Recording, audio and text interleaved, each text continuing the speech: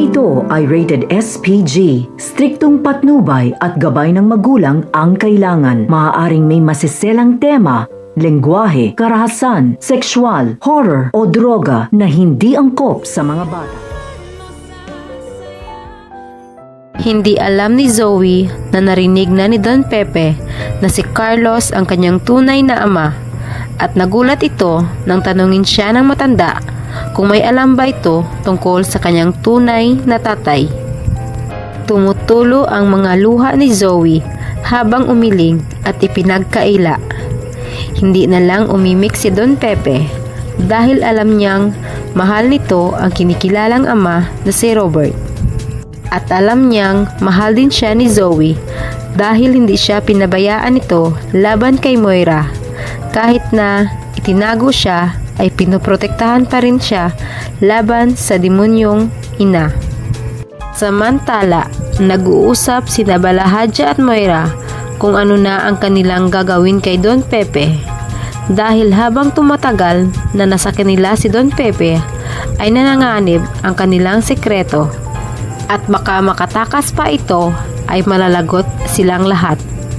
Ang gusto sana ni Moira ay ididispat sana ang matanda. Ngunit pinipigilan siya ni Zoe dahil mahal pa rin ito ng anak sa kabila na hindi naman ito kadugo. At dito ay nagsuggest si Balahadja na maaari nilang tapusin ang matanda pag nakaalis na si Zoe. Ang hindi nila alam ay narinig pala lahat ni Zoe ang kanilang pinag-uusapan. Kaya bigla siyang lumabas at binalaan ang dalawa na kung gagawin nila iyon ay ito ang magsusumbong sa mga pulis.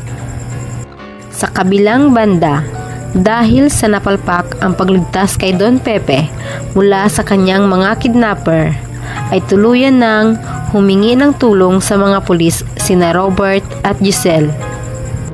At dito nabuking ang buong pagkatao ni Balahadja bilang isang bayarang pulis nang ipakita kay Robert ang litrato nito at namukhaan niya ito na ito ang taong kanyang nakabanggaan sa lugar kung saan niya iniwan ang kanyang pera.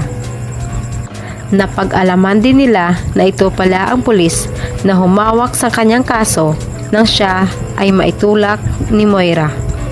At dito napagtanto ni Giselle na magkasabwat sina Moira at Balahadja dahil nakita din ng pulis sa hotel sa araw mismo na nawala si Don Pepe. Kaya nalalapit na ang araw na mahuli na ang dalawa dahil sa pagtago sa matanda. Habang si Lynette naman ay hindi mapakali dahil sa ginawang pagtawag ni Zoe. Napaka-imposible kasing magkamali ito sa pagtawag sa kanyang asawa. At bakit nagalit si Carlos sa kanya dahil sa pakikialam niya sa cellphone nito. Kaya gusto sana niyang kausapin si Zoe, ngunit hindi niya ito mahanap. At humingi na lang siya ng tulong kay Annalyn kung saan maaaring makita si Zoe. Maililigtas pa kaya ni Zoe ang buhay ni Don Pepe? At oras na kaya para mabuking na ang ginawang pagtago ni Moira sa matanda? Atin lamang aabangan dito lamang sa Abot Kamay na Pangarap.